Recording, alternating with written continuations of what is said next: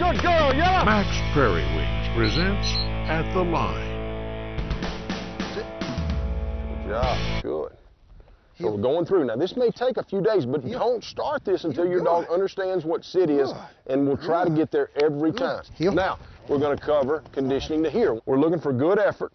We're not starting heavy or hard. And remember, we've had that e-collar on that dog for at least a week or two, so they understand that it's part of great stuff. Now, let's do the same thing that we just did, and this may be even a better, I think this will be a better example for everybody, because when we work to here, you're really going to understand what he's asking from the dog.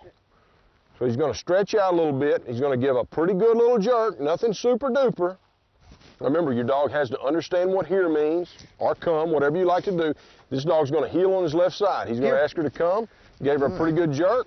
Sit. Good. Good. Now remember, he's giving her a pretty good jerk because he wants to transition with that e-collar and be able to extend that pressure, get that pressure up for that situation where the dog's really amped up. You're in a hunting environment. We don't want the dog breaking. We've got to make that dog understand how to respond. So he's constant praising. No matter what happens, he's not going to let his temper get the best of him.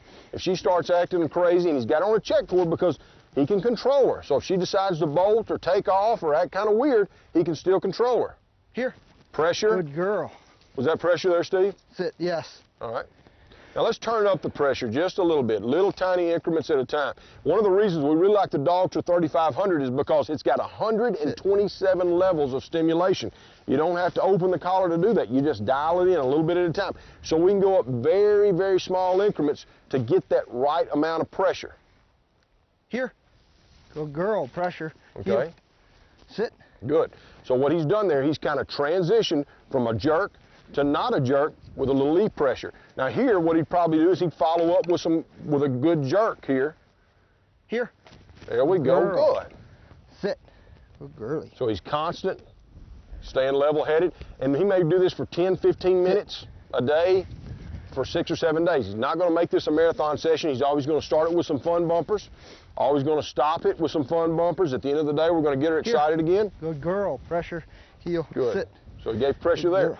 Very easy. It's a seamless way to make that transition. Now, you're going to see a lot of different ways, and I've tried a bunch of them, where you collar condition to kennel, and you collar condition into a crate, and you collar condition this way and that way.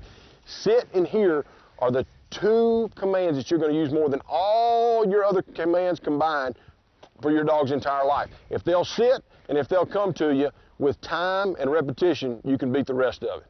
Now, if you'll notice, as Steve goes through this process, he's monitoring his dog, he's watching his dog, he's reading his dog, he's letting his dog tell him, when I've had enough, I'm not having any more fun. So watch your dog's body language. Let them tell you when it's time to quit. Maybe it's time to continue going. So there's no written rule that says, hey, you got to do this for 37 seconds today, or today's just not a good day, or you got to do it for 3 hours today.